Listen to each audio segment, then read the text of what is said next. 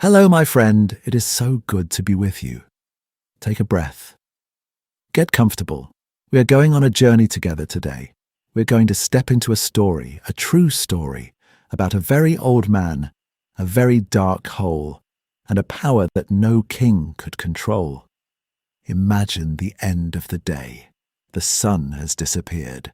The cool air of the night begins to settle. You are standing at the edge of a hole in the ground. It is dark. You cannot see the bottom, but you can hear what is inside. You can hear them breathing. You can hear their slow, heavy movements. You can hear a low growl that shakes the air. The sound of hunger. The sound of lions. Now, imagine being lowered into that hole. The rope in your hands feels rough. The stones on the wall scrape your back. The smell of the animals rises up to meet you. The sounds get louder. You look down, and you see them. Their eyes glow yellow in the darkness. Their teeth are long and white. Their muscles are ready to move. This is the end. There is no escape. This was the punishment for a man named Daniel. But what happened next in that hole? It changed an empire. It changed a king. And it still teaches us something powerful today. Let's begin. Before we get into the story, I want to say a quick thank you. Thank you for choosing to spend your time learning English with the Bible. Stories are the best way to learn. They give words meaning. They give grammar a heartbeat. So, if you enjoy learning this way, please consider subscribing to Learn English with the Bible. It helps me make more stories for you. Okay, now let's travel back in time. Let's go to the ancient kingdom of Persia. Let's meet Daniel. Our story begins not with Daniel as an old man, but as a teenager. He was young when soldiers came to his home. They took him from his family, from his country, from everything he knew. This is how empires worked back then. They captured the best and brightest young people from the nations they conquered. They took them to the capital city to serve the king. Daniel was one of these captives. He was taken from Judah, from the city of Jerusalem. He was brought to Babylon, a huge and powerful city. But Daniel was special. Even as a young man in a strange land, he had a quality that people noticed. The Bible uses a phrase to describe him. It says he had an exceptional spirit. This means his attitude, his character, his inner person was different. He was excellent. He was wise. He was faithful. For many years, Daniel served the kings of Babylon. He interpreted dreams. He gave wise advice. He saw kingdoms rise and fall. He saw the great city of Babylon fall to the Medes and Persians. But Daniel did not fall. He survived the change of power because of his reputation. He was known as a man of integrity. Integrity means you are honest and morally strong even when no one is watching. Now, a new king was on the throne. His name was Darius, the king of Persia. He looked at the officials in his new kingdom, and he saw Daniel. He saw the exceptional spirit. He saw the wisdom. He saw the trustworthiness. So, King Darius promoted Daniel. He made him one of the 3 most powerful men in the kingdom. Daniel did his job so well, he made the other officials look lazy. He was honest. He never stole. He never lied. He never accepted secret money to change his decisions. He was clean. Because of this, the king began to think about promoting Daniel again. He wanted to put Daniel in charge of the whole kingdom. This was the spark that started the fire. Think about the other officials for a moment. They had worked hard to get their positions. They had played political games. They had made secret deals. And now, a foreigner, a captive from a defeated nation, was going to be placed above them. How did they feel? They felt jealousy. Jealousy is a dangerous poison. It is the feeling of wanting what someone else has. It is the pain you feel when someone else succeeds. And jealousy always leads to action. It leads to conspiracy. A conspiracy is a secret plan to do something bad. The other administrators and leaders came together. They watched Daniel. They watched his every move. They checked his work. They looked at his reports. They investigated his money. They tried to find something, anything they could use against him. But they found nothing. Listen to this carefully.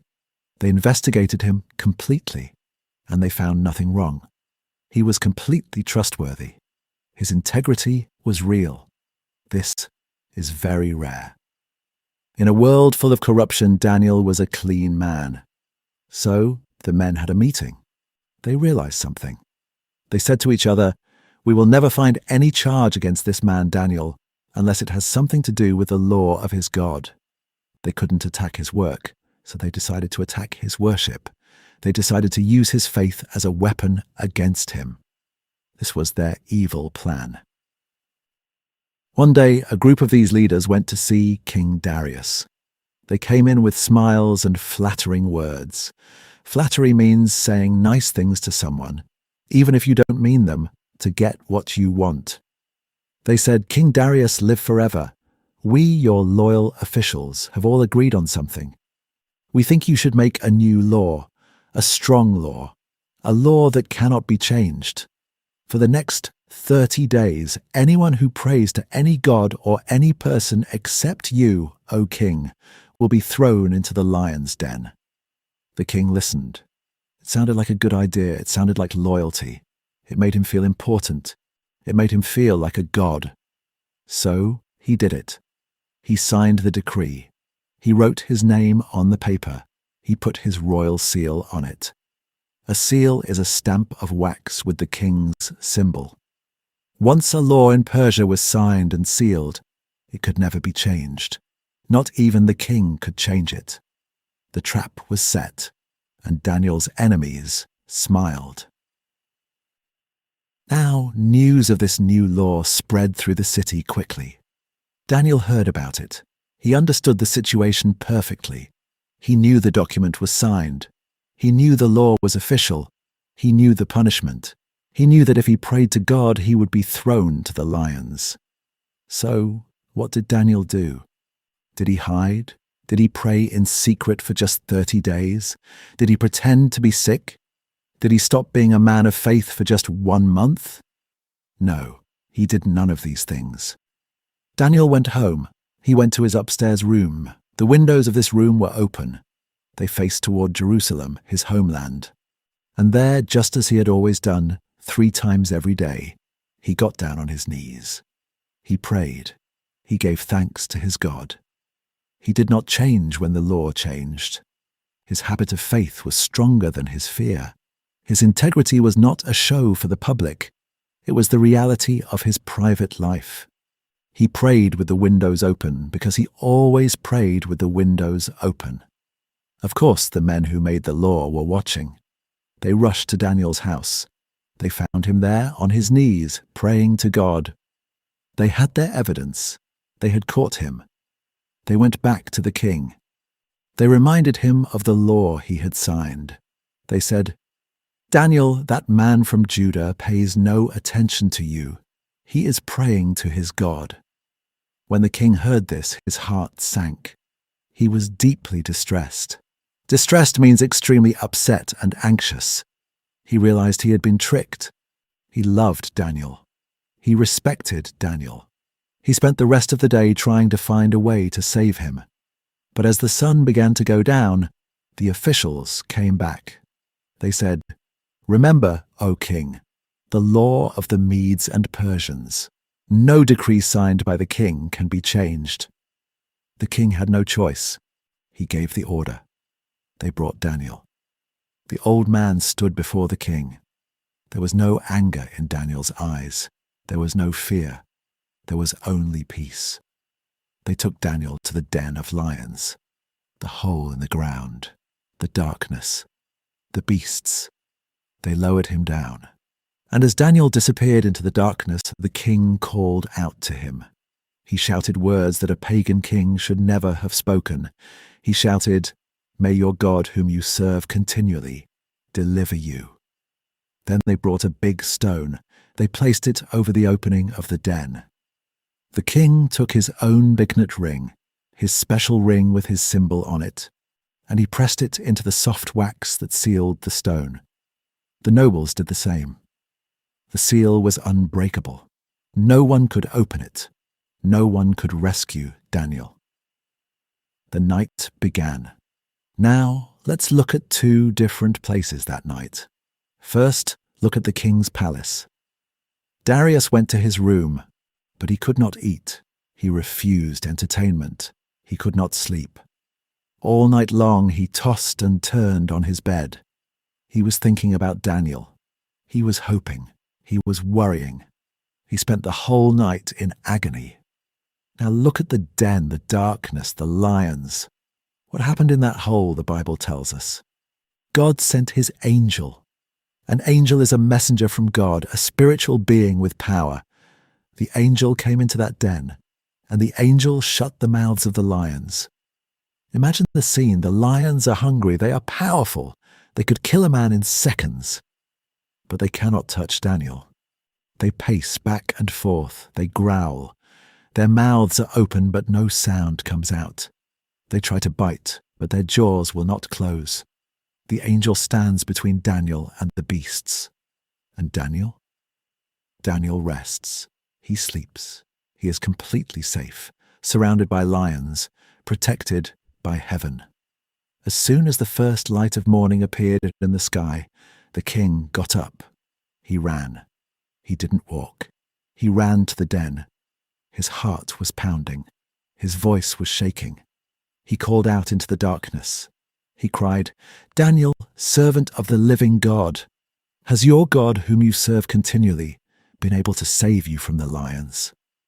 And then, from the darkness, a voice came back. A calm, clear, peaceful voice. It said, "O King, live forever. My God sent his angel. He shut the mouths of the lions. They have not hurt me, because I was found innocent in God's sight, and I have done no wrong against you." The king was overjoyed. He shouted for his servants. They lifted Daniel out of the den. They examined him. They looked for wounds. They looked for scratches. There was nothing. He didn't even smell like the lions. He was perfectly fine. Then the king's mood changed. He was angry now. He knew who had plotted against his friend. He ordered the men who accused Daniel to be brought. They were thrown into the same den, the same lions, the same place, but a different result. Before the men even hit the floor of the den, the lions overpowered them. Justice came. The trap they set for Daniel caught them instead. After this, King Darius wrote a new letter, a new decree. This time it went to every person in his huge empire. It said, "I make a decree that in every part of my kingdom, people must respect the God of Daniel. For he is the living God. He endures forever. His kingdom will never be destroyed. He rescues and he saves. He has saved Daniel from the power of the lions." The first law said, "Pray only to the king or die." The second law said, "Worship the God of Daniel." A man of integrity changed the mind of a king. A man of prayer showed the power of the living God. So what is the deep lesson for us today? It is this: integrity is not built in the moment of crisis. It is built in the quiet moments when no one is watching. Daniel did not find courage to face the lions when he saw the den. He found that courage every single day, 3 times a day, on his knees in his room. The habit of his private life became the strength of his public moment. And for you, my friend, on your English journey, this is the same. You do not become fluent on the day of the big test or the important conversation.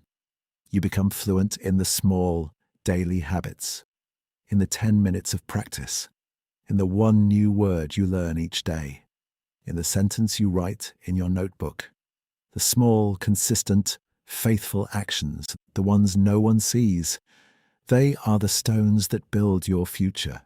They are the habits that will shut the mouths of the lions in your life, whatever those lions may be. Thank you for being here with me today. I'm so grateful for your time and your attention. If this story helped you, please click the like button. It really helps more people find our community. And if you want to continue learning English with these ancient stories, please subscribe. I have a question for you in the comments. Where are you watching from today? Tell me your country. I love to see the map of our global family. And also, think about this. What is one small, consistent habit that helps you in your life? It could be for English, for your health, or for your faith. Share it with us. Until our next story together, take care of yourself, be kind to others, and keep building your integrity one small step at a time. Goodbye for now, my friend.